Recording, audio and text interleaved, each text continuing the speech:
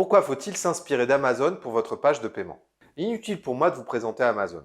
Leader incontesté du e-commerce, cette entreprise a réussi à dominer le marché en optimisant absolument chaque élément du tunnel de vente. Qu'il s'agisse des processus côté client ou fournisseur, rien n'est laissé au hasard. Et vous vous en doutez, la page de paiement n'y fait évidemment pas défaut.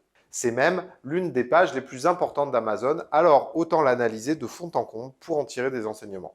C'est ce que je vous propose de faire dans cette vidéo. C'est parti! Alors déjà, commençons par la page produit. Premier élément intéressant, on sait en un seul regard combien coûte l'article, quand je serai livré, s'il est en stock, par qui il est expédié et la politique de retour.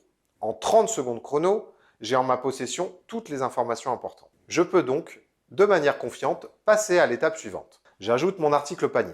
L'avantage du panier, c'est qu'il me permet de visualiser tous les achats que je veux faire, mais aussi tout ce que j'ai prévu de faire ou pu faire par le passé. C'est un peu mon centre névralgique des achats qui me permet de ne rien oublier. Une fois que je valide mon panier, je rentre donc dans l'élément qui m'intéresse, la page de paiement. Sur une seule et unique page, je peux voir mon adresse de livraison, choisir mon mode de paiement, choisir mon mode de livraison et payer. Je n'ai même pas besoin de scroller énormément, tout tient sur très peu de place. Je peux modifier tous ces éléments sans problème en un seul clic. Par exemple, l'ajout d'une nouvelle adresse m'ouvre une pop-up. Je reste sur la même page. De même pour la modification de mon moyen de paiement et ainsi de suite. Autre élément intéressant, le bouton de paiement évolue selon ce que je fais sur la page. Il est donc mon point de repère en tant que client pour tout ce que je fais lors de mon achat. Vous remarquerez qu'il n'y a plus de haut de page ou de bas de page et que je ne peux pas revenir en arrière. Il n'y a absolument aucune distraction qui puisse me faire quitter l'achat. Je suis presque obligé de continuer. Alors, que doit-on retenir de cette page de paiement d'Amazon? Premier point, l'absence de distraction. Cette page est surefficiente pour vous amener à un objectif ultime, passer commande. Vous n'avez rien d'autre que ça. La page est blanche, épurée, simpliste. Elle va à l'essentiel. Inspirez-vous de cette dynamique pour votre site. Deuxième élément, la page est courte. Évitez de devoir scroller 20 secondes pour payer. Votre page est efficace dès le haut de page et c'est mieux.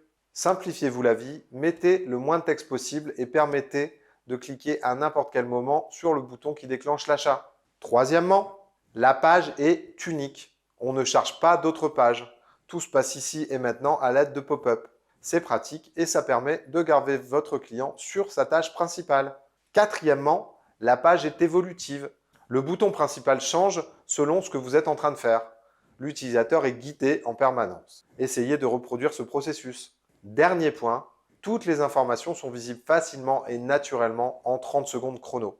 Apprenez à comprendre comment fonctionne le regard et permettez à vos utilisateurs de bien savoir ce qu'ils cherchent dès le début. Voilà, c'est déjà la fin de cette vidéo. J'espère qu'elle vous aura plu. Je vous laisse me poser vos questions. Si vous en avez, j'y répondrai avec plaisir. Pour ma part, je vous dis à très vite. Ciao!